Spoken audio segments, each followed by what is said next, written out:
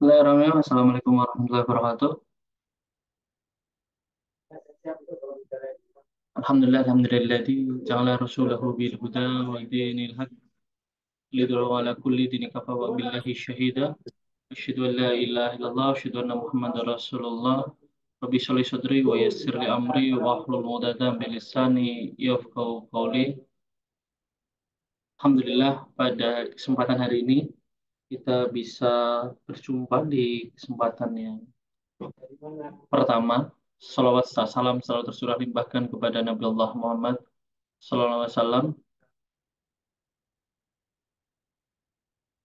Alhamdulillah kita sekarang sudah memasuki puasa Ramadan untuk yang kedua. Bagi yang hari ini sudah hari kedua, dan untuk yang hari pertama selamat menjalankan puasa Ramadan di hari pertama.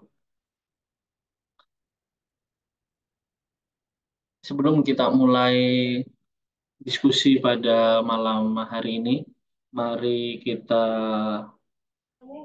buka diskusi pada malam hari ini dengan membaca basmalah bersama-sama. Bismillah. Bismillahirrahmanirrahim.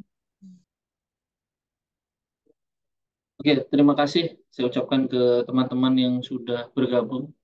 Saya tidak menyangka seramai ini sudah 30 lebih yang bergabung di Zoom Meet pada malam hari ini. Saya ucapkan terima kasih, jazakumullah khairan kasiron, sudah bergabung di diskusi pada malam hari ini. Untuk selanjutnya, sebelum kita nanti lanjutkan diskusi, Mbak Fitri sudah bergabung. Halo Mbak Fitri.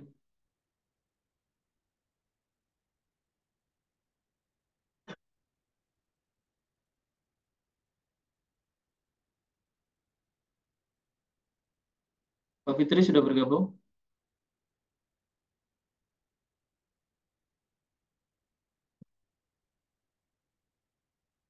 Halo, apakah suara saya masuk nggak ini?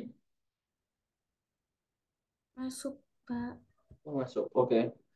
Terima kasih Bapak Ibu semua yang sudah bergabung.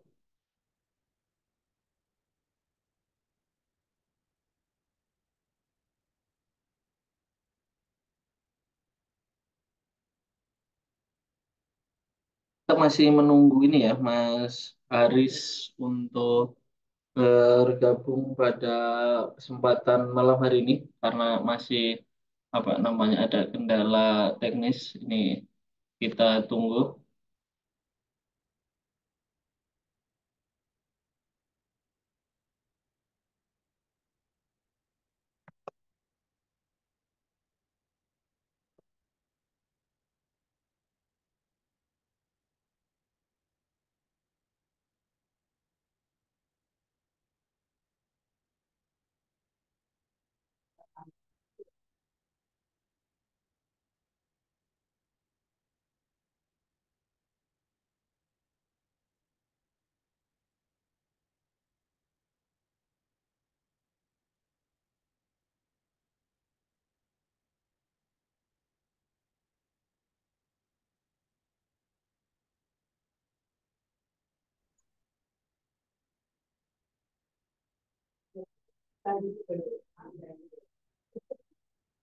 Mbak Najmi sudah bergabung. Mbak Najmi.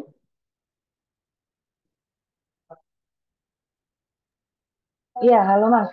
Oke. Terima kasih Mbak Najmi. Kita kita dengarkan terlebih dahulu. Jadi Mbak Najmi akan memperkenalkan icons ini apa, dan ya ini barang seperti apa. Nanti barangkali ada kawan-kawan yang memang tertarik bergabung.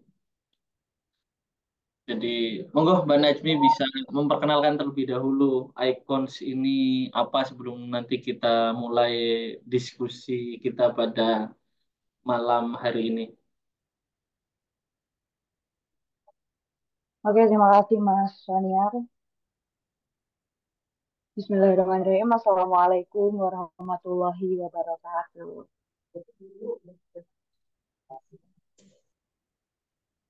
Waalaikumsalam. Selamat, selamat malam teman-teman. Sudah bergabung di Ramadanomik yang ini.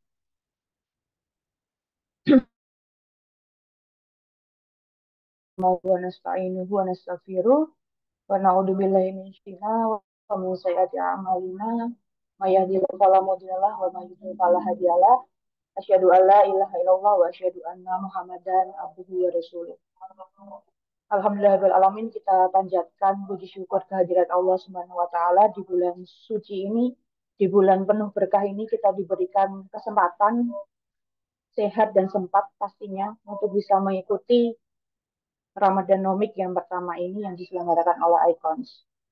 Salawat serta salam tak lupa kita haturkan pada junjungan kita Nabi Muhammad Sallallahu Alaihi Wasallam yang kita nantikan syafaatnya di yaumul akhir kelak. Teman-teman semuanya, Bapak hormati di forum Zoom ini. Alhamdulillahirrahmanirrahim, kita dapat bergabung di Icons yang pertama ini. Jadi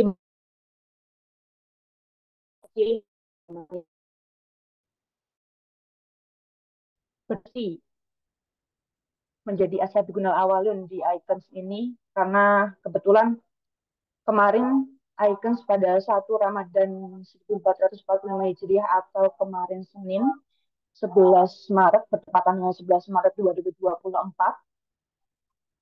Icons atau Institute of Islamic Economic Studies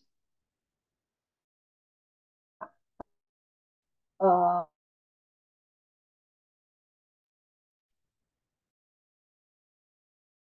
yang memiliki konsentrasi di bidang ekonomi Islam. Ya, Icons ini tidak menutup kemungkinan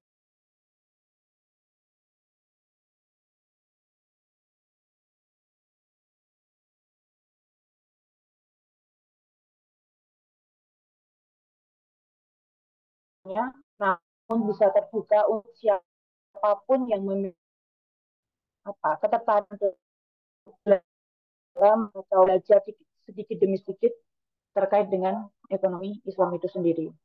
Bapak Ibu yang saya hormati, Icons ini punya atau memiliki visi misi mewujudkan asta cita dalam bidang ekonomi Islam menuju Indonesia pusat ekonomi Islam dunia. Seperti yang kita tahu bahwa Indonesia merupakan negara dengan mayoritas Muslim uh, yang menduduki Indonesia ini. Dan ekonomi merupakan sektor yang penting dan sakral ya untuk mencapai kesejahteraan masyarakat di suatu negara. Maka dari itu kita hadirkan bagaimana ekonomi Islam ini hadir sebagai ekonomi yang ramah dan berkeadilan untuk mencapai kesejahteraan itu sendiri. Nah, adanya Icons ini kita awali dengan forum diskusi agar nantinya Bapak Ibu atau teman-teman sekalian memiliki gambaran bagaimana sih ekonomi Islam itu sebenarnya dari akar hingga nanti akan banyak diskursus-diskursus ke depannya hingga 30 hari Ramadan ke depan. Harapannya Bapak Ibu yang hadir hari ini di hari pertama bisa hadir sampai nanti Ramadanomics yang ke-30 ya Mas Waniar ya.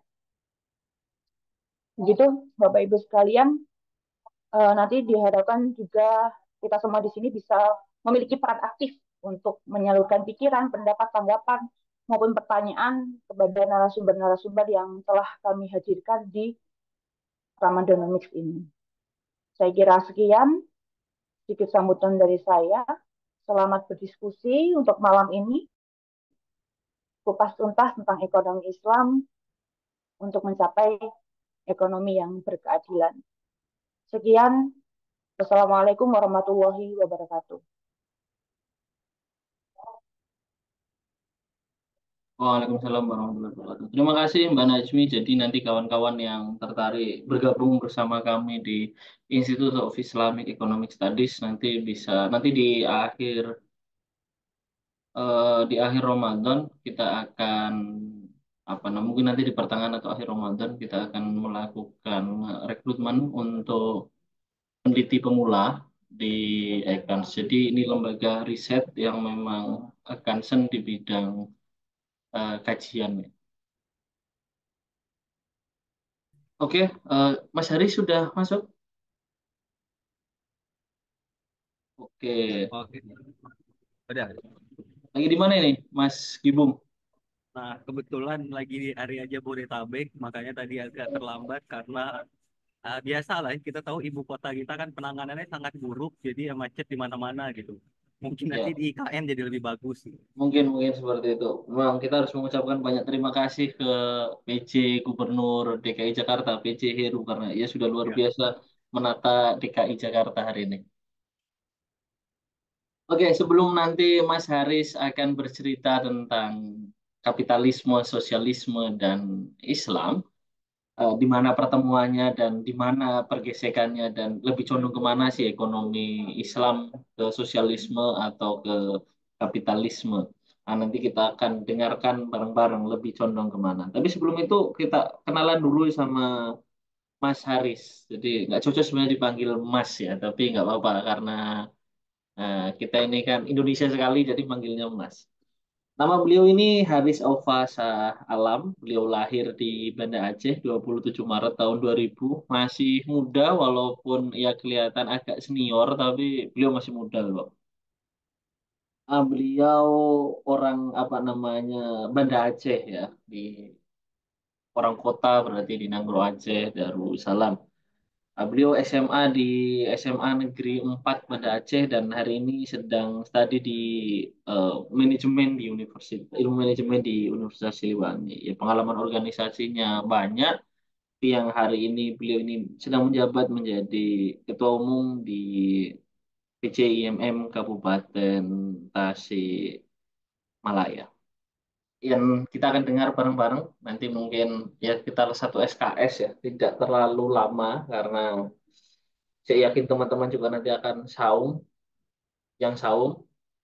Lagi-lagi saya mengucapkan selamat menjalankan ibadah Syahrul Ramadan hari kedua bagi yang sekarang hari kedua dan selamat menjalankan Syahrul Ramadan yang ini hari pertama.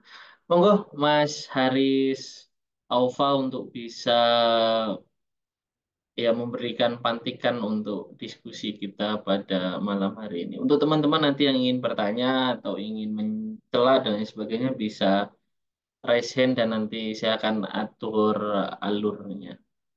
Monggo Mas Haris Aufa. sebelumnya Assalamualaikum warahmatullahi wabarakatuh. Waalaikumsalam. Suatu kehormatan ya bagi saya bisa menjadi pembuka diskusi dari Icons ini. Suatu organisasi yang menurut saya menjadi kumpulan dari kaum intelektual yang akan memperjuangkan ekonomi Islam. Nah, pada hari ini memang seperti tema yang sudah disampaikan, kita akan coba, mungkin bahasanya aku mencoba mengkomparasikan, tapi studi komparatif itu kan adalah kajian yang sangat mendalam ya. Di sini mungkin agaknya lebih tepat, kita coba mengenal terlebih dahulu bagaimana sistem kapitalisme, dan bagaimana sistem sosialisme, lalu kita mulai dengan selanjutnya bagaimana dengan Islam. Nah, sebagai suatu perkenalan, sebenarnya untuk menyebut ketiga ini sebagai satu sistem, itu pun menjadi suatu perdebatan di dunia akademik sekarang ini.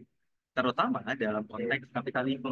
Teman-teman perlu tahu bahwa tidak ada satu negara yang secara resmi menyatakan ekonominya itu kapitalisme. Tidak ada. Tapi kita bisa melihat bagaimana ini dipandang sebagai suatu watak atau modus dalam ekonomi. Nah, di situ. Tapi tetap kapitalisme sebagai suatu sistem yang uh, mempengaruhi cara berpikir, bertindak, dan paradigma kita dalam mengelola ekonomi itu tetap ada di dunia. Nah, untuk ini mungkin aku share screen dulu. Share screen dulu.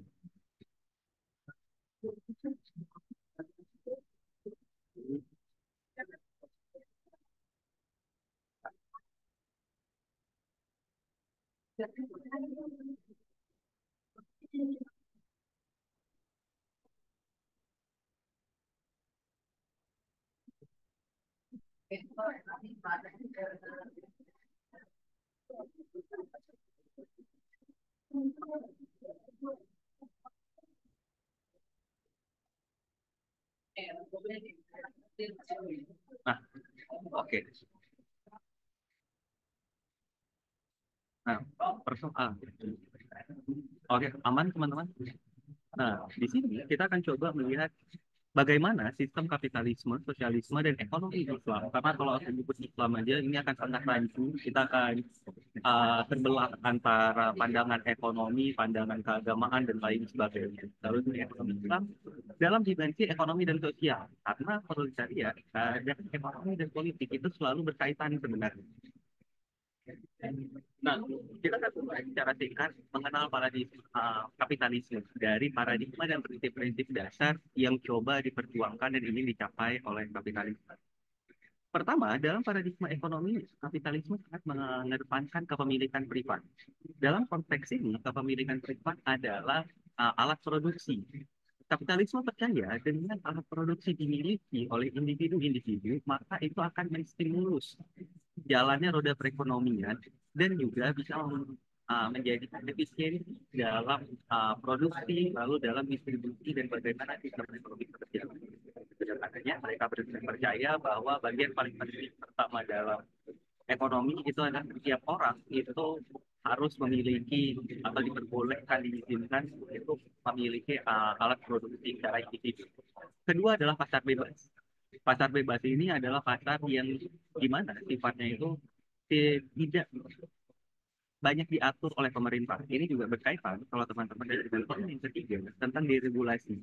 Pasar bebas itu meyakini bahwa seharusnya pasar itu tergerak karena ada kompetisi dari para pelaku-pelaku di lini ekonomi. Pasar bebas juga dipercaya menjadi mekanisme yang paling tepat dalam penentuan harga. Seperti misalnya, daripada kita mikir berapa harga beras yang tepat, ya lebih cocok ya silahkan pasar aja yang menentukan. Kalau perlu sekarang harganya supply-nya sedikit tapi demand-nya tinggi, harganya bakal tinggi gitu. Nah, pasar bebas ini berbicara sangat erat dengan hukum supply and demand. Pasar bebas juga diyakini oleh kapitalisme itu akan sangat baik dalam mengalokasi sumber daya lalu menstimulus inovasi karena ada persaingan dari antar pelaku-pelaku bisnis, maka inovasi akan terbentuk dari sana. Jadi mereka percaya inovasi itu terjadi karena ada persaingan antar satu dengan yang lain. Nah, poin ketiga itu ada di regulasi. Kapitalisme juga percaya pemerintah itu harus memiliki peran yang sangat minim. Bahkan dalam beberapa pandangan kapitalis yang cukup ekstrim, mereka percaya bahwa harusnya pemerintah itu nggak mempunyai peran apa-apa dalam ekonomi. Biarkanlah ekonomi itu berjalan berdasarkan pelaku-pelakunya aja. Balik ke poin pasar bebas tadi. Dalam pandangan kapitalis yang modern, itu percaya bahwa peran pemerintah sangat terbatas pada bagaimana keamanan itu dijalankan, perlindungan aset ya individu itu mendapatkan jaminan, dan bagaimana menjaga agar pasar bebas itu tetap bisa berjalan. Jadi mereka menuntut tidak adanya intervensi dari pemerintah untuk mengelola pasar. Yang selanjutnya adalah kebebasan ekonomi. Individu dan swasta di sini bebas untuk mengambil keputusan berkaitan dengan regulasi tadi karena tidak diatur oleh pemerintah, dan bagaimana kebebasan dari individu dan swasta ini untuk membuat keputusan itu akan menjadi suatu bagian substansial membuat kemajuan serta pertumbuhan ekonomi. Mereka percaya dengan semakin banyak intervensi dari pemerintah dan semakin banyaknya aturan, maka ekonomi akan sulit untuk maju dan pertumbuhan ekonomi akan sulit juga untuk dicapai. Selanjutnya, dalam paradigma sosial, karena lagi-lagi sistem ekonomi pasti itu akan berkaitan dengan mereka percaya dengan individualisme, berkaitan dengan yang tadi kepemilikan privat, bahwa kepentingan individu itu juga adalah salah satu motor utama yang digunakan untuk menggerakkan perekonomian. Termasuk individualisme ini juga akan berkaitan dengan bagaimana adanya persaingan antar satu sama lainnya, lalu bagaimana setiap individu itu berhak untuk memiliki alat produksi. Tapi dalam paradigma sosialnya juga, kapitalisme mengakui bahwa disparitas ekonomi atau kesenjangan ekonomi yang dalam artian sederhana adanya celah ketimpangan antara si kaya dan si miskin itu adalah hal yang lumrah. Pun demikian, Nah, kita akan berlanjut ke poin kesejahteraan. Pun adanya disparitas ekonomi ini, mereka percaya kesejahteraan masyarakat secara keseluruhan akan meningkat. Jadi walaupun mungkin gap-nya makin tinggi, tapi yang di bawah itu nggak di bawah, tapi harus naik gitu. Walaupun yang di atas akan naik lebih besar.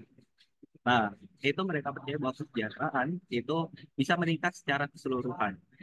Nah, berkaitan dengan yang keempat, inovasi dan kemajuan, karena mereka menekankan adanya pasar bebas, persaingan dan individualisme, maka persaingan tadi itu menciptakan adanya bagaimana kita untuk bisa bertahan dengan menjadi atau melahirkan produk dan jasa yang lebih baik daripada yang lain. Ini yang membuat mereka percaya, ini keyakinan suatu paradigma sosial, bahwa inovasi dan kemajuan hanya bisa tercipta kalau misalnya kita itu bersaing satu sama lain, karena ada yang mengecut kita untuk bertindak lebih baik. Mungkin sedikit aku membela kapitalisme di sini agak sedikit lebih fair ya. Mungkin teman-teman kalau melihat saat di kelas mungkin sedang belajar atau di tongkrongan ada orang yang lebih baik dari teman-teman dalam konteks apapun, entah itu lebih pintar, mungkin lebih sukses dan lain sebagainya. Pasti ada sedikit stimulus dan kejutan untuk teman-teman berlaku dengan lebih baik juga untuk mencapai apa yang bisa dia capai. Nah, begitu pola pikir kapitalisme. Nah, kemajuan di sini adalah hasil dari inovasi-inovasi tadi. Seperti yang bisa kita nikmati sekarang, gitu. Ya mau tidak mau harus kita akuin, laptop yang sedang kita gunakan, Zoom yang sedang kita gunakan juga, gawai, internet, itu juga adalah sumbangsi atau mungkin dampak dari produk kapitalisme tersebut. Nah, selanjutnya kita perlu melihat bagaimana sih sosialisme itu sebenarnya. Sebagai catatan, kalau teman-teman mau mempelajari kapitalisme dengan lebih baik, aku menyarankan teman-teman untuk membaca tulisan-tulisan atau buah-buah pikirnya dari Milton Friedman. Menurut aku, dia cukup baik dalam menjelaskan kapitalisme baik secara aspek historisnya, bahkan sampai penerapannya di era modern. Walaupun pikiran beliau itu juga tidak lepas dari kritikan, tapi menurut aku masih cukup baik. Masih sangat baik dalam kita memahami kapitalisme. Beberapa tadi paradigma sosial dan ekonomi yang aku dapat itu juga sangat terpengaruh dari aku mengambil intisari dari pemikiran dari Milton Friedman. Sedangkan dalam sosialisme ini jauh lebih kompleks sebenarnya daripada kapitalisme. Karena ada puluhan, kalau bukan ratusan pandangan sosialis. Bahkan dalam bentuk yang paling ekstrem, sosialis itu akan berevolusi menjadi komunisme. Mungkin teman-teman sudah sering mendengar ini ya, apalagi Indonesia kan menolak komunisme. Luar biasa, memang. Harus kita apresiasi. Dalam paradigma ekonomi, sosialisme itu menekankan adanya kepemilikan komunal atau kepemilikan bersama. Nah, berbeda dengan bagaimana kapitalisme dijalankan, sosialisme percaya alat produksi itu harusnya dimiliki secara bersama, baik oleh masyarakat atau lembaga yang dipercayai untuk mengelola itu. Dalam konteks ini kita sebut sebagai negara. Nah, kepemilikan komunal tadi itu dapat menjamin adanya distribusi kekayaan yang lebih baik dan berkebalikan juga dengan pemerintah dengan kapitalisme, di mana kapitalisme tadi menekankan adanya pasar bebas dengan gitu. Oleh tolong Tapi saya kalau sudah dipasang sudah dipasang dulu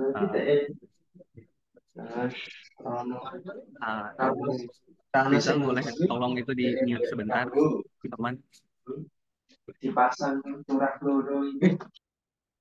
Ya. Nah, dalam konteks ini, kalau misalnya dari kapitalisme itu percaya bahwa ekonomi sangat penting untuk menjalankan pasar bebas dan deregulasi dari pemerintah, sangat berkontradiksi dengan sosialisme. Mereka percaya perlu ada sentralisasi. Yang artinya di sini perlu ada lembaga yang mengatur kebijakan-kebijakan ekonomi secara sentral. Dalam pemahaman ini, banyak kaum sosialis yang percaya bahwa negara yang akhirnya akan menentukan bagaimana perekonomian berjalan. Untuk itu, karena ini akan mengurangi ketidaksetaraan di dalam pembagian kekayaan dalam masyarakat. Selanjutnya, ada pembatasan pasar. Tadi, kebalikan ada pasar bebas, ini ada pembatasan pasar. Persaingan bebas itu dibatasi agar tidak ada konsentrasi kekayaan yang berlebih pada satu individu atau kelompok. Jadi sebenarnya sosialisme itu bertentangan dengan ada sistem oligarki yang mungkin terjadi di Indonesia sekarang atau oligopoli. Jadi tidak boleh ada orang yang sangat kaya sampai disparitas yang cukup tinggi, di mana ada orang-orang lain yang masih kelaparan. Poin keempat itu sebenarnya tujuan ekonomi dalam sosialisme. Kalau tadi ketiga hal sebelumnya, pemilikan komunal, sentralisasi, dan pembatasan pasar, itu adalah cara untuk mencapai poin yang keempat, pemerataan ekonomi. Kapitalis itu percaya bahwa kekayaan harus didistribusi dengan sangat baik untuk menghindari ketimpangan ekstrim dalam masyarakat. Ingat kata kuncinya ketimpangan ekstrim, bukan berarti tidak ada ketimpangan dalam artian tidak ada orang yang lebih kaya atau yang lebih miskin, tidak ada. Tapi tetap itu akan terjadi. Yang menjadi poin di sini adalah bagaimana bahkan orang-orang yang kita anggap miskin itu masih bisa untuk memenuhi kebutuhan hidupnya dan kebutuhan primernya. Itu di sana. Pemerataan ekonomi ini bisa dilakukan dengan banyak cara. Salah satunya adalah pajak yang tinggi. Nah, ini kan terjadi banyak di negara-negara Skandinavia gitu. Pajaknya juga cukup tinggi. Beberapa negara-negara Eropa juga menekankan pajak yang sangat tinggi. Bahkan sekitar 46% dari pendapatan per tahun kita itu habis untuk pajak. Tapi kita bisa menikmati fasilitas kesehatan, pendidikan gratis, fasilitas publik yang mumpuni gitu, nggak ada banjir juga, keamanan juga sangat tinggi. Karena kita harus tahu bahwa tingkat kriminalitas itu selalu berbanding lurus dengan tingkat perekonomian masyarakat. Semakin miskin masyarakat, maka kans kemungkinannya untuk melakukan tindak kriminal itu lebih besar. Maka di sini pemerataan ekonomi itu menjadi hal yang menjadi tujuan dari sosialisme. Dalam paradigma sosialnya, uh, sosialisme itu percaya dengan kesejahteraan, yaitu agar tadi kebutuhan dasar, sandang pangan papan, serta kebutuhan hidup untuk pendidikan, kesehatan, jaminan sosial itu bisa tercapai oleh masyarakat. Itu yang disebut dengan kesejahteraan.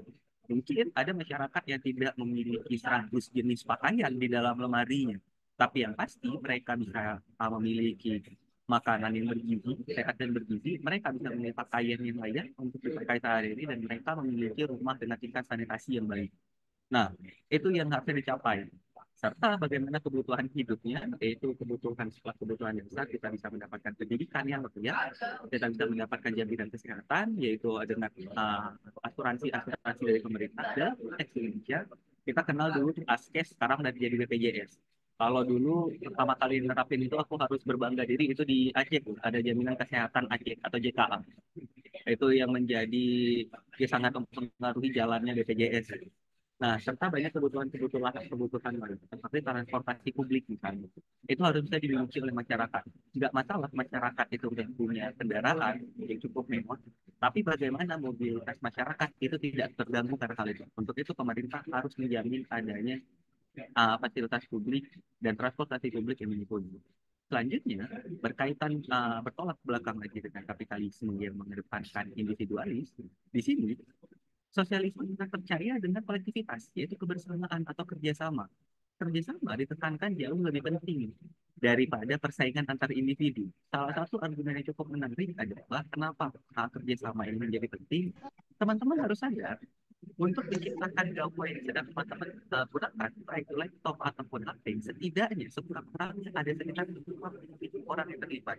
Mulai dari orang yang menambang bahan-bahan seperti kobalt, nikel, dan lain sebagainya, lalu ditransportasi, ada orang yang menjaga gudang, ada orang yang akan mengirim barang-barang tersebut, ada orang yang akan mencetak, merangkai, sampai menjual ke tangan teman-teman, bahkan sampai kurir yang mengantarkan barang tersebut. Maka sosialisme percaya harusnya kita itu menciptakan kerjasama, bukan persaingan antar individu. Itu jauh lebih penting daripada persaingan. Dalam paradigma sosial ini selanjutnya juga, karena tadi kekayaan itu bisa didistribusi secara merata, kekuatan politik rakyat itu juga akan terpengaruh. Jadi kekuatan ekonomi itu akan terintegrasi dengan kekuatan politik. Bagaimana rakyat itu mampu untuk bisa mempengaruhi jalannya politik. Kita harus ingat berapa banyak mungkin orang-orang di sekitar kita. Aku yakin teman-teman ya cukup intelektual untuk tidak memilih orang yang membayar teman-teman pada pemilu kemarin. Tapi kan kita melihat ini menjadi satu realitas umum dalam masyarakat. Dengan ada distribusi kekayaan yang merata, sehingga orang tidak hidup berkekurangan, maka akan kesulitan untuk kita melakukan politik uang. Nah, salah satu jalan juga untuk membangun kekuatan politik rakyat adalah dengan mendorong partisipasi aktif dalam demokrasi sosial atau meaningful participation. Salah satu yang mendukung konsep meaningful participation ini ada Amartya Sen dan Hannah Arendt, bahwa rakyat itu perlu untuk berpartisipasi aktif dalam politik, tidak hanya mendelegasikannya kepada dewan yang kita tentukan 5 tahun sekali. Yang terakhir dalam paradigma sosialnya adalah keadilan sosial. Karena tadi pemerataan ekonomi tercapai, maka substansi dari tujuan sosialisme itu bisa tercapai. Pemberdayaan masyarakat juga ada pemberdayaan masyarakat. Bagaimana masyarakat bahkan dari kelas orang-orang yang kita anggap tidak berdaya, kaum disabilitas misalnya, itu bisa kita berdayakan untuk berpartisipasi dalam masyarakat. Jadi mereka tidak hanya dipandang sebagai beban belaka. Nah, poin terakhir adalah ini agak kontroversial, itu adalah penghapusan kelas. Aku menambahkan di penindas karena lagi-lagi tetap akan ada perbedaan kelas, karena pandangan kelas ini itu berevolusi menjadi sangat kompleks di era modern sekarang. Selanjutnya, sebelum kita diskusi, yang terakhir adalah ekonomi Islam. Ini adalah tawaran dari intelektual Muslim. Uh, aku banyak itu membaca gagasan-gagasan, mungkin kalau dalam ekonomi Islam ya, Bakar Sadr gitu. Tentu masih banyak kaum intelektual Muslim lain yang memperjuangkan dan mengatakan adanya ekonomi Islam. Nah, sebelum kita memulai, teman-teman harus melihat yang membedakan ekonomi Islam dengan ekonomi dengan sistem sosialisme atau kapitalisme adalah ekonomi Islam itu berdasarkan Al-Quran dan As-Sunnah. Jadi secara sederhana, itu berdasarkan kepercayaan yang sifatnya transendental. Dan itu yang menjadi titik awal bagaimana ekonomi harusnya dijalankan. Dan ini menjadi jawaban dari peliknya problem ekonomi yang ada di dunia sekarang. Tentu harus kita lihat, mungkin ekonomi Islam masih memiliki banyak kekurangan, termasuk mungkin dalam bagaimana memprediksi adanya krisis ekonomi. Aku masih belum mendapatkan jawaban sampai detik ini. Tapi setidaknya ini adalah suatu tawaran baru yang layak untuk kita pelajari bersama. Nah, dalam paradigma ekonomi, privatisasi atau kepemilikan privat itu disingkat, tapi dengan batasan, yaitu orang tidak boleh memiliki berlebihan sampai itu akan menindas orang lain di sana. Dan ada hal-hal yang tidak boleh dimiliki secara privat. Salah satunya kalau di Al-Quran itu, mungkin teman-teman dari ICAT itu bisa mengkritik aku kalau salah. Itu pertama adalah padang rumput atau lahan pertanian, artinya padang rumput, terus air, dan yang ketiga itu sumber daya energi atau api. Itu nggak boleh dimiliki secara privat, tapi harus bisa dimiliki bersama karena itu adalah kebutuhan yang dia itu adalah hal-hal yang dibutuhkan oleh sangat banyak orang. Selanjutnya, dalam paradigma ekonomi juga ditekankan adanya keadilan dan distribusi. Pemerintah dan masyarakat kita sekarang ini memiliki tanggung jawab dan andil dalam mendistribusi kekayaan. Mekanismenya ada banyak, bisa dengan pajak, zakat, atau bahkan sedekah. Sehingga lagi-lagi karena kita yang punya ekonomi yang berlebih ini memberikan kepada orang lain, itulah satu mekanisme dalam mendistribusi kekayaan, sehingga orang-orang yang lebih di bawah kita secara ekonomi tidak sesengsara yang sekarang kita lihat. Selanjutnya yang paling penting juga nomor 3, yang paling unik mungkin dari sistem ekonomi Islam yang berbeda dari dua sistem ekonomi sebelumnya adalah ada penekanan untuk menolak riba atau bunga. Ini tidak, aku sampai sekarang bahkan tidak menemukan satu pun gagasan dari sistem ekonomi sosialis. Mungkin aku masih kurang membaca, tapi aku sudah membaca beberapa. Tidak ada yang membahas untuk menolak riba. Ada ekonomi Islam yang menekankan untuk menolak riba. Kenapa menolak riba? Pertama, karena ini jelas bersumber dari Al-Quran dan As-Sunnah juga. Dan selanjutnya, riba oleh para intelektual Muslim dianggap tidak etis karena itu akan merugikan si orang yang meminjam atau mungkin membeli dengan riba tersebut. Jadi hanya ada satu orang yang akan diuntungkan, sisanya orang lain akan dirugikan. Ini akan bertolak belakang dengan politik keadilan tadi. Selanjutnya keempat adalah kebebasan individu. Individu itu juga dalam sejarah Islam bisa kita lihat, itu juga memiliki kebebasan untuk mencapai kekayaan. Tidak ada larangan dalam Al-Quran untuk kita itu menjadi kaya. Bahkan dalam beberapa pandangan ulama, kita itu diharuskan untuk menjadi kaya. Tapi kekayaan ini ditekankan, tujuannya adalah untuk menjadi jalan beribadah pada Allah dan bertakwa pada Allah. Nah, di situ penekanan. Sehingga kalau kita percaya kita mencapai kekayaan yang lebih tinggi bukan itu kepuasan pribadi, maka tentu nanti kita itu akan bermoral dan akan memikirkan kesejahteraan orang lain juga. Itu setidaknya dicontohkan oleh para sahabat dan para nabi-nabi sebelumnya. Dalam paradigma sosial, konsekuensi dari paradigma ekonomi, ekonomi Islam menekankan adanya keadilan di sini. Keadilan ini diwujudkan guna menjamin agar kebutuhan tadi, pendidikan, kesehatan, dan jaminan sosial terpenuhi. Dalam banyak sejarah dinasti-dinasti terdahulu, kita melihat banyak orang-orang miskin itu yang tetap diberikan pendidikan oleh negara. Itu salah satu bentuk dari keadilan. Lalu berkaitan juga bahwa dalam paradigma sosial, Islam itu menekankan adanya solidaritas, saling bahu-membahu dan tidak boleh meninggalkan kelompok yang lemah. Itu adalah menjadi salah satu titik penting yang menjadi nilai dalam ekonomi. Nah, tentu kita melihat sangat banyak petuah-petuah dan ajaran-ajaran di mana kita harus membantu orang lain, terutama yang membutuhkan. Dan itu menjadi solidaritas adalah wujud dari ekonomi Islam. Mungkin Rasulullah pernah berkata, umat Islam ini ibarat satu tubuh, ada satu bagian yang tersakiti, maka bagian lain akan merasakan. Nah, itu adalah salah satu petuah tentang solidaritas. Yang ketiga, tidak mubazir. Nah, ini masih berkaitan dengan bagaimana pengelolaan ekonomi. Pemborosan itu dianggap suatu hal yang tabu dan terlarang. Penggunaan sumber daya itu harus kita lakukan dengan sangat efisien, yaitu sesuai dengan kebutuhan kita dan bijaksana. Bijaksana di sini adalah mempertimbangkan risiko dan mempertimbangkan kebutuhan di masa depan, tidak hanya mempertimbangkan diri kita. Itu mungkin akan bertolak belakang dengan bagaimana sekarang industri-industri ekstraktif ini dijalankan sehingga kita seolah-olah dalam pandangan ekonomi sekarang yang sangat condong dengan masa kapitalisme itu harus menyerap keuntungan besar-besarnya dalam waktu saat ini juga terserah di masa depan anak cucu kita tuh masih bisa hidup dengan layak kebutuhan terpenuhi atau tidak, yang penting sekarang kita bisa memaksimalisasi kekayaan.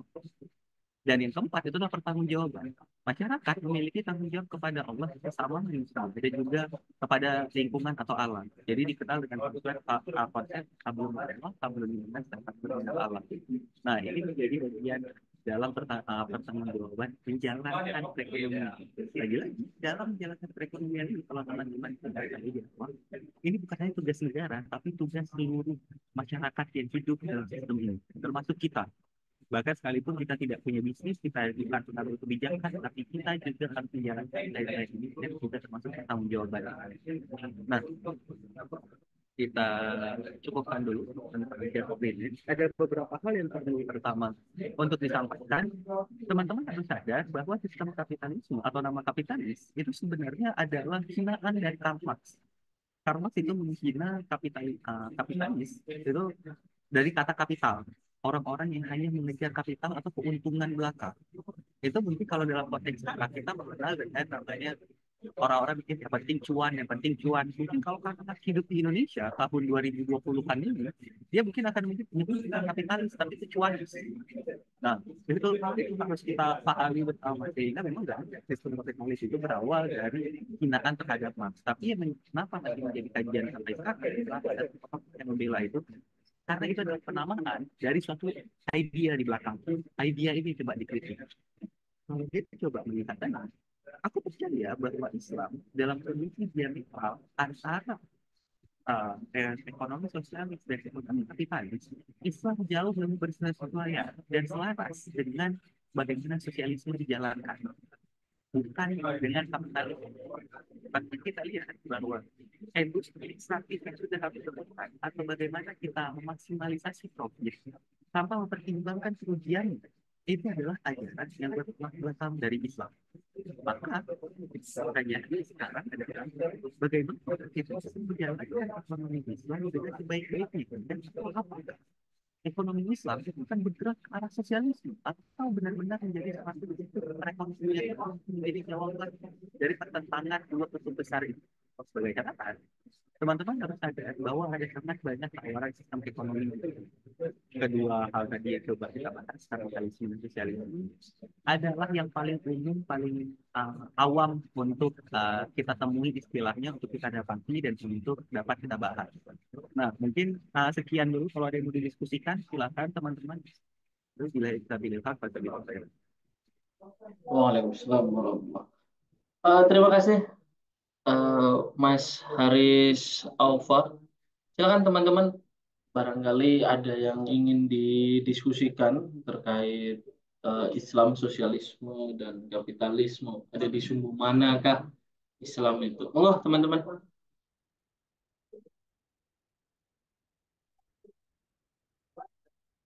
Ya, silakan bisa langsung unmute atau mau resen dulu, enggak?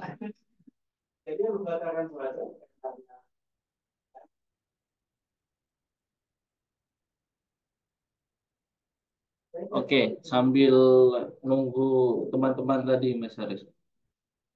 Apakah uh, dalam doktrin kapitalisme ada batasan-batasan kekayaan tertentu? Ketika di Islam kan kita kenal ada zakat yang menjadi barrier dari kekayaan seorang. Jadi orang itu punya limit kekayaan tertentu yang dia kalau sudah sampai satu titik, ke bahasa Islamnya biasa disebut dengan nisab, dia harus mengeluarkan sesuai dengan ya ketentuan zakat mal misalkan 2,5, zakat apa namanya pertanian bisa 10, bisa juga lebih, eh, ya berbeda-beda lah. Nah, apakah di dalam kapitalisme itu ada yang model seperti itu atau dalam sosialisme? Kalau dalam sosialisme kan jelas ya kekayaan sangat sangat under control gitu, sangat terkontrol. Tapi apakah pada kapitalisme itu terkontrol? Itu Mas Haris.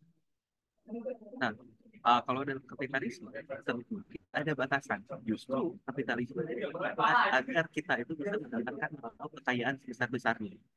Maksimalisasi profit itu adalah mungkin kalau kita itu bagian pertama dalam Islam itu kita syahadat ya, kita mengakui Allah dan Muhammad. Nah, bagian utama paling penting itu ikrar dari kapitalisme adalah maksimalisasi profit. Maka tidak ada batasan. Sedangkan sosialisme itu memiliki batasan di mana itu dikontrol dengan negara. Mungkin agak menarik kalau kita sandingkan lagi dengan ekonomi Islam. Negara tidak hanya berperan untuk mengontrol kekayaan individu, tapi individu itu memiliki peran dan kesadarannya sendiri. Kenapa kesadaran ini penting? Teman-teman harus sadar, bahkan di negara yang sangat kapitalis mungkin seperti Amerika, gitu, mereka karena tidak memiliki kesadaran individu sering mencari cara untuk bisa mengelakkan pajak. Teman-teman mungkin pernah dengar Elon Musk menyumbangkan sekian sekian bla bla bla kekayaannya. Mark Zuckerberg menyumbangkan kekayaannya sekian sekian sangat banyak tuh. Tapi coba teman-teman melihat kemana dia menyumbangkan itu? Ke lembaga, sederhananya itu berarti lembaga kemasyarakatan yang dia miliki juga. Kenapa itu dilakukan? Itu untuk menghindari pajak. Jadi banyak pengampunan pajak dalam di Amerika itu.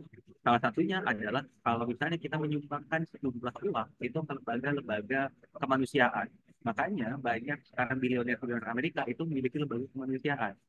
Atau salah satu pencucian pajaknya itu dengan jual beli karya-karya seni. Itu juga ada salah satu cara cuci uang atau membuat bisnis di tempat di negara-negara seperti Panama yang bebas pajak sehingga kita bisa melakukan tindakan cuci uang di sana. Itu adalah hal yang sangat lumrah dalam ekonomi kapitalis. Maka memang tidak ada batasan. Konsekuensi dari ada batasan ini adalah gap tadi disparitas ekonomi dan kesenjangan serta ketidakadilan sosial itu tentu akan bertumbuh pada saat yang sekarang ini kita rasakan. Itu mungkin Mas Fania.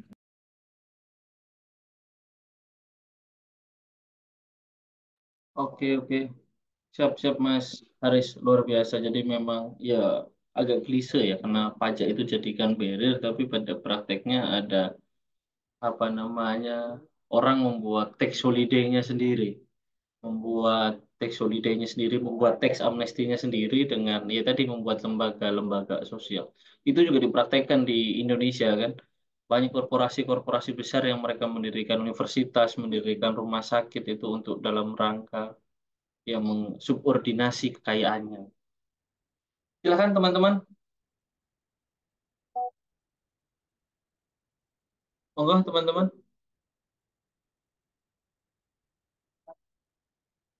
Mas Yusuf Ali, monggo. Tahu siapa mungkin? Mau bertanya terlebih dahulu. Biasa kalau awal itu memang apa ya, mesin itu perlu dipanaskan terlebih dahulu. Oh, Mas Mbak sekalian, Bapak Ibu, ini atau masih pada buka puasa mungkin ya?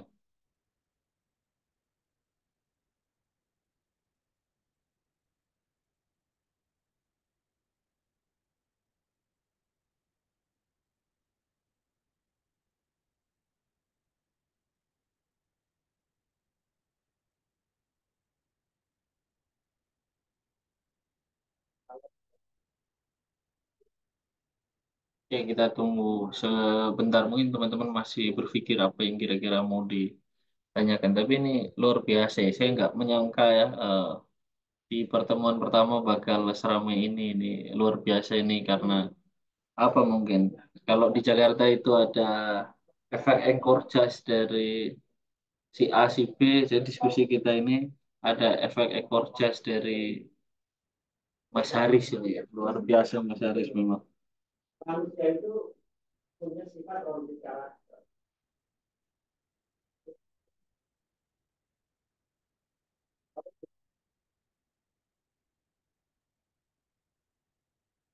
Halo Mas Haris, masih bergabung? Gambarnya freeze. Halo, Mas Haris.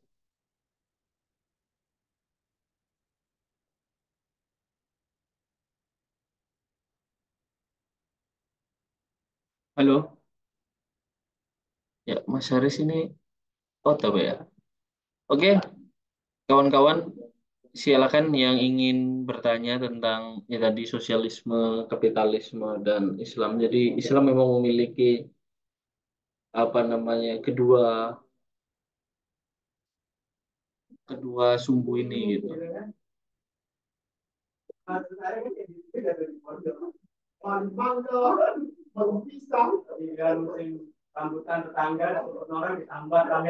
Oke, kita tunggu, monggo teman-teman yang ingin bertanya atau ingin berdiskusi. Nah, ini Mas Haris.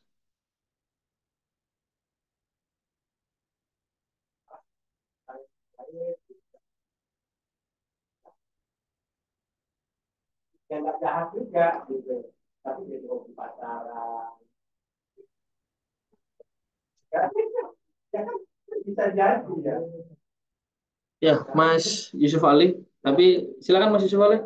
Kita sambil menunggu Mas Haris untuk join lagi ke room karena mungkin ada kendala sinyal.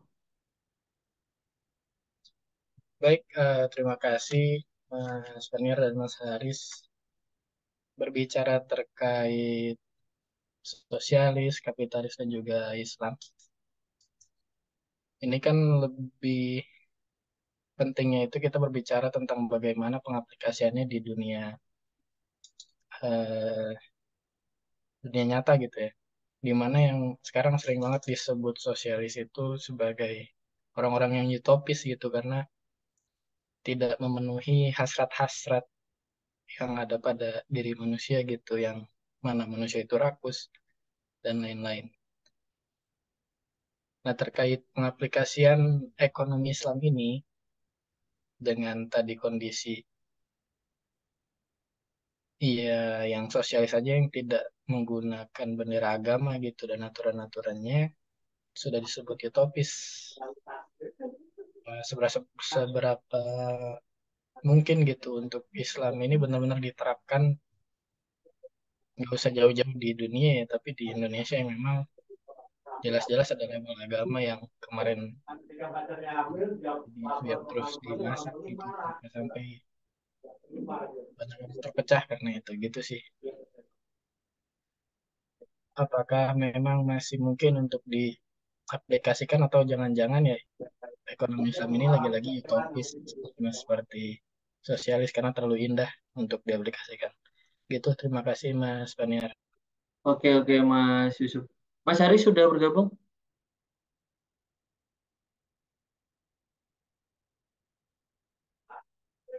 Mas Haris? Mas Haris. Oke, Oke. ya. Nah, Ayo. barusan pertanyaan dari Mas Yusuf terdengar ya? Terdengar, terdengar. Oke, oke. Mungkin ini sorry teman-teman, wifi ini agak jauh dari aku ya, jadi agak sedikit jaringannya agak sedikit mengalami galat. Nah, tapi ada dua poin yang ingin aku sampaikan. Pertama tentang utopia dan bagaimana tentang kenapa kita semua harus sadar apa yang kita nikmati sekarang dan perempuan-perempuan yang berzina itu. Sahabat yang lalu, kalau ada yang bilang bahwa perempuan itu punya hak yang sama dengan laki-laki untuk bisa memimpin, untuk bisa mendapatkan pendidikan, itu tentu untuk dia. Maka untuk dia itu bukanlah hal yang harus dijauhi ya, Quran. Tapi itu memang hal yang harus dikejar. Apakah utopia itu akan tercapai sepenuhnya 100% seperti yang akan kita dambakan? Tentu tidak. Tapi apakah akan mencapai hal yang lebih baik? Jawabannya iya. Karena kita miliki sekarang, kalau teman-teman merefleksikan, bandingkan dengan beberapa dekade, beberapa abad belakang, semuanya ini utopia. Dan yang kedua, tentang bagaimana ekonomi Islam bisa diterapkan terutama dalam konteks Indonesia yang rentan dengan perpecahan. Aku rasa ini bisa terjawab andaikan sistem ekonomi Islam memang bisa dirasakan kebermanfaatan yang tidak hanya bagi kelompok Islam belakang. Nah, ini kan bukan ekonomi untuk orang Islam, tapi ekonomi yang berlandaskan nilai Islam. Maka selama nilai-nilai tidak bertentangan dengan kelompok-kelompok itu, kita berbicara di sini terutama semakin abstrak nilai tersebut, pasti akan lebih mudah untuk mencari kesesuaian dengan kelompok yang lain. Perihal tentang perselisihan, pertentangan, dan tindak intoleransi itu juga menjadi suatu PR yang harus kita selesaikan bersama dalam ranah sosial untuk menjamin ketercapaian dari pelaksanaan dalam ekonomi Islam tersebut. Tapi tentu ada sangat mungkin, andaikan kata kuncinya adalah kebermanfaatan yang bisa kita rasakan bersama, tidak hanya sebatas bagi kelompok Islam. Mungkin begitu, Saudara Yusuf. Kalau Oke, ada yang kurang, silakan. Mas Yusuf, barangkali ada tanggapan lagi?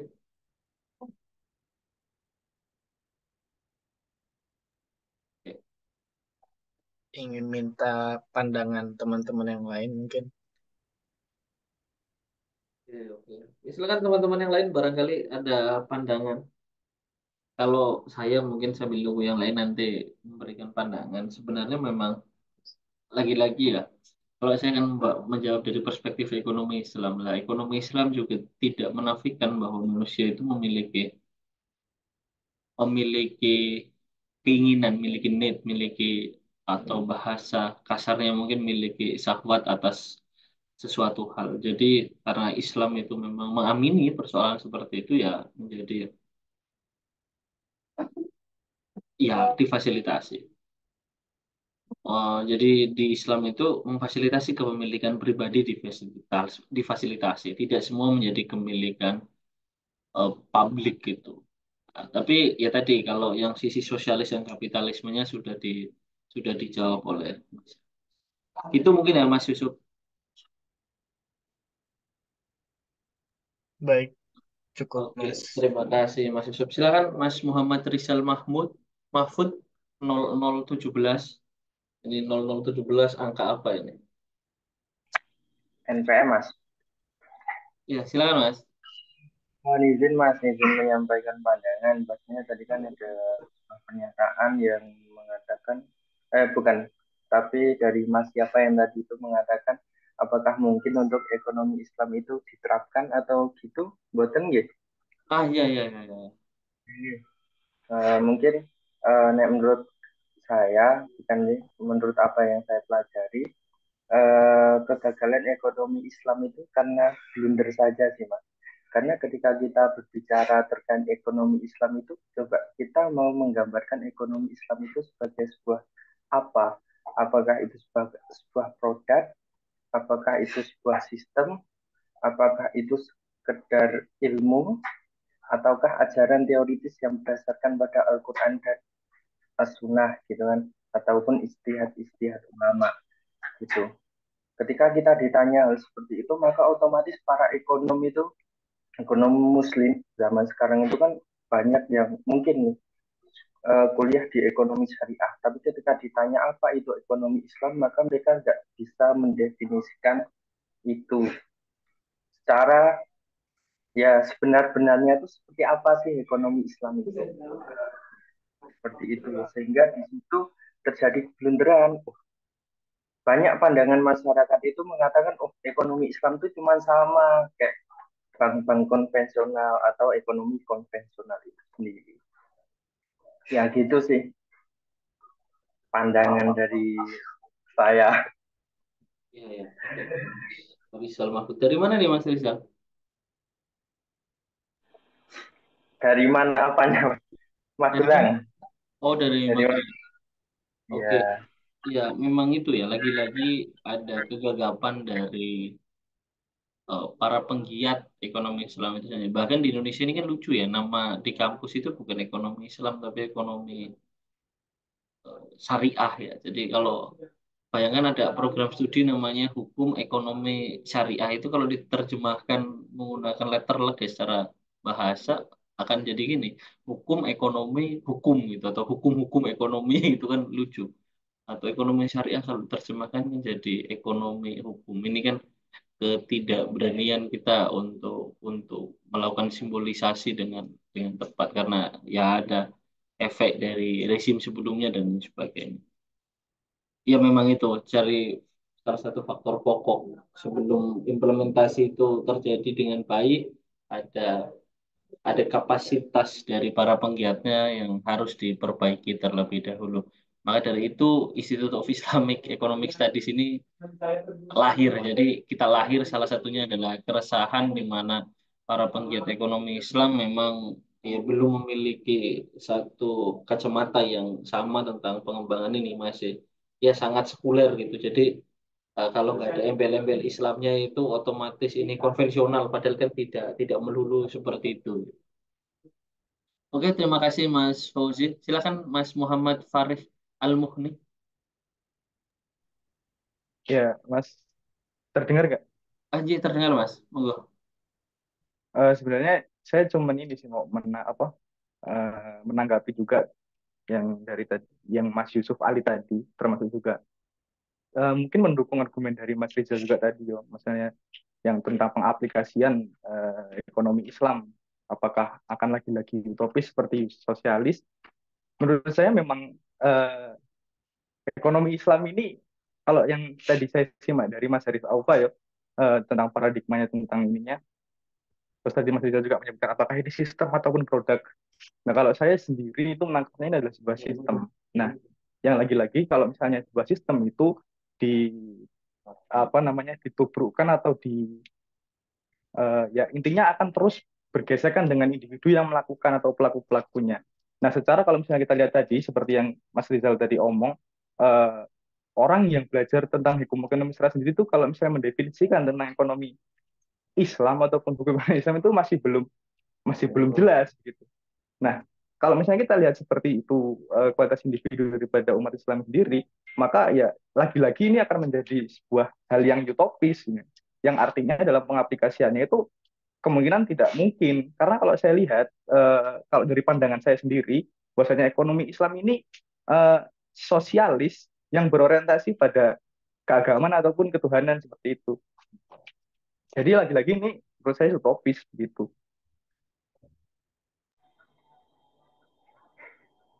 izin Mas. Oke, intinya. Silakan, silakan.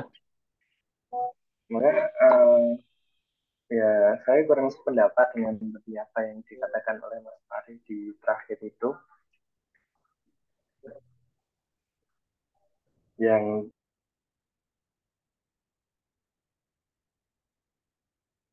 Oh ini yang apa ini? Yang tiba-tiba kok menghilang. ya Oh, monggo. gini, tadi itu nggak salah aku dengar ya Mas, mohon maaf mungkin karena aku nih kurang ngerti juga. Jadi kan pertama ekonomi Islam itu sebagai sebuah sistem. Menurut saya ini ya kita nggak tahu sistem yang seperti apa karena lagi-lagi ketika dikembalikan kepada faktanya adalah benar nggak sih ini ekonomi Islam atau jangan-jangan ini ekonomi konvensional yang cuman dihijabi gitu kan seperti itu. Zaman ini kayak ini aslinya orang Islam cuman karena dikasih peci saja jadi kelihatan Islam gitu kan. Itu yang pertama. Kemudian yang kedua itu terkait bisa tidak diaplikasikan gitu. Menurut saya itu bisa karena ekonomi Islam itu nggak menyangkut terkait sebuah lingkup negara saja gitu kan. Bahkan dalam aspek-aspek mohon maaf nih ekonomi Islam itu kan ya mencakup pertama nih terkait kebermanfaatan tadi yang bisa kita rasakan melalui siswa gitu. Dan menurut saya itu ya nyatanya bisa diaplikasikan gitu. Jadi ekonomi Islam itu nggak terbatas terus kita harus mengubah seluruh secara ekonomi di suatu negara menjadi ekonomi Islam, enggak, cuman dalam praktek-prakteknya secara kecil, secara mikro-mikro itu bisa nih kita mempraktekkan yang namanya ekonomi Islam tadi. Sehingga apa? Ekonomi Islam memberikan dampak yang secara signifikan dalam sebuah rumpun negara gitu. Seperti itu. Oke, oke, oke. Mas Haris, ada tanggapan? Iya, nah itu teman-teman mungkin bisa dilihat tidak hanya ada banyak tokoh sebenarnya dalam ketiga sistem ekonomi tadi, tapi aku memberikan referensi tiga orang masing-masing dari setiap ekonomi, setiap konsep ekonomi tadi. Tapi yang perlu kita lihat tadi memang benar untuk menjawab apakah sekarang ini tidak bisa sih seperti yang aku sebutkan itu masih menjadi perdebatan di era modern sekarang, masih banyak reformasi yang memperdebatkan itu. Beberapa di antaranya setuju bahwa sebenarnya ekonomi itu bukan hanya sistem, tapi sistem inilah bagaimana sistem ekonomi yang sekarang ini dimiliki dalam setiap negara dan masyarakat bisa dijalankan dengan nilai-nilai Islam, hanya sebatas itu. Tapi beberapa juga menekankan konsep-konsep yang uh, jauh lebih kompleks. Nah, beberapanya misalnya tadi aku udah nyebut itu Mahmud El Gama, saya juga menjelaskan bagaimana sistem ekonomi atau salah satunya kalau misalnya dalam ranah keuangan dan perbankan, nah, teman-teman bahwa ekonomi Islam itu adalah suatu sistem pendiri Bank Islam di Pakistan, Khursyid Ahmad. Nah, itu di sana.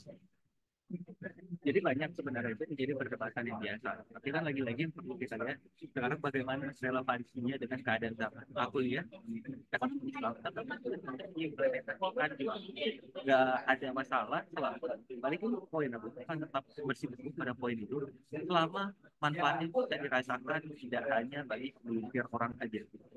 Nah, PR yang paling penting adalah bagaimana menanamkan pemahaman dari nilai-nilai ini tidak hanya dalam kelompok Islam, tapi juga di luar kelompok Islam. Bahkan dalam kelompok Islam sendiri kesulitan. Aku rasa pandangan tadi, argumen dari teman-teman, ekonomi Islam itu sebenarnya cuma ekonomi liberal sekarang, tapi dengan embel-embel Islam aja, kok nggak ada bedanya gitu. Nah, ini kan hanya permasalahan bagaimana cara pandang kita. Oh, dua kelompok misalnya tentang riba. Ada yang menganggap selama misalnya dalam bank itu pinjam pinjam udah ada angka, oh dan saat itu menjadi ekonomi Islam. Nah, ada juga yang menganggap tetap aja riba. Ini akan balik pada bagaimana kita melihat dari landasan paradigma. Siapa yang bisa menentukan pada akhirnya ini Islam atau tidak? Aku rasa kita perlu suatu keputusan yang sifatnya sentral agar menjadi pakem bersama.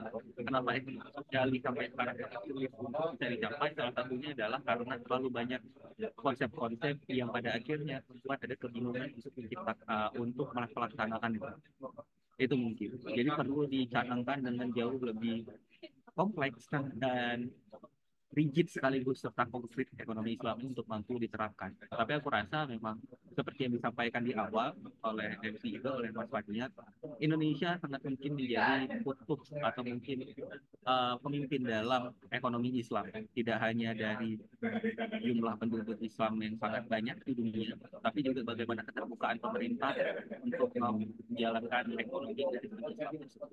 Mungkin gitu. Kalau ada yang mungkin kritik itu dipersilahkan. Monggo teman-teman. Ya kita sambil tunggu yang lain ya. Mas Yusuf, mungkin ada feedback lagi? Ya, sambil menunggu feedback dari kawan-kawan dan diskusi lanjutan. Mungkin memang kalau dibilang apakah ekonomi Islam itu utopia, betul utopia. Utopia. Karena utopia itu kan suatu yang ya khayalan, suatu cita-cita, suatu vision yang memang mendekati kesempurnaan. Karena memang perintahnya adalah perintah atas Quran dan Sunnah, maka ya mengejar itu memang suatu yang utopia gitu. Jadi ya memang utopia, makanya harus dikejar ya kan. Bagaimana mengejarnya? Salah satu ikhtiarnya adalah dengan kami membuat Institute of Islamic Economic Studies ini gitu. Entah nanti lewat kajiannya, lewat risetnya, dan lewat semua padanan-padanan intelektual. Oke, Kalau memang tidak ada lagi dari kawan-kawan karena sudah jam 10 lebih 9 sesuai dengan permohonan saya ke Mas Haris Aufa. Jadi diskusi kita nanti insya Allah akan dilakukan setiap hari. Untuk besok hari teman-teman masih di jam yang sama. Kita akan membahas tentang industri dan manusia dari kacamata Islam. Dan besok yang akan mengisi diskusinya yang tadi bertanya awal ya, ada Mas Yusuf Ali Muhammad yang besok akan memantik diskusi kita untuk hari besok.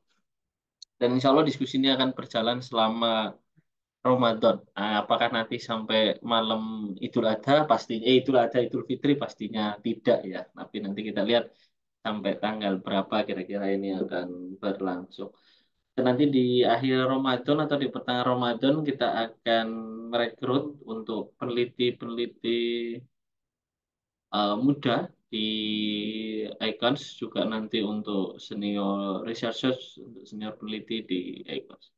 Mungkin Mas Haris Alfa bisa disampaikan closing statement-nya. Oke, closing statement-nya. Hal yang paling perlu menjadi sorotan dari kita adalah yang ekonomi ini, bagaimana kesejahteraan ekonomi ini dijalankan, dan menurut aku bagaimana nilai-nilai keadilan dan kesejahteraan itu bisa dicapai. Dan bagi aku pribadi, kapitalis terbukti tidak bisa melaksanakan itu.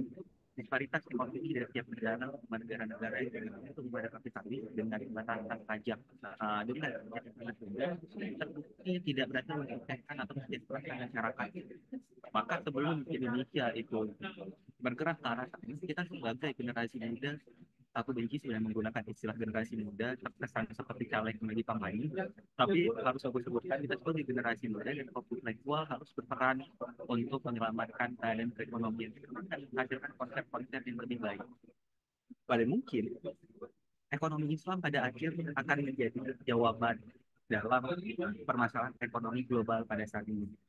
Mungkin demikian dulu. Setelah itu aku akan mengulang statement aku tadi. Lagi-lagi dalam kondisi diametral antara pendidikan sosialis atau kapitalis, Islam bagi aku terbukti dalam praktiknya dalam ranah sosial dan ekonomi jauh lebih dekat pada sosialisme. Maka tidak ada alasan bagi seorang muslim untuk membenci sistem ekonomi sosialis. Billahi fisabilillah fastabiqul khairat. Assalamualaikum warahmatullahi wabarakatuh. Waalaikumsalam warahmatullahi wabarakatuh. Terima kasih. Jazakallah Mas Haris Alfa. Sampai bertemu kawan-kawan di hari besok. Kita tutup dengan doa kifaratul majlis bersama-sama. Subhanallah wa bihamdihi. Terima kasih. Assalamualaikum wabarakatuh. Wassalamualaikum warahmatullahi wabarakatuh.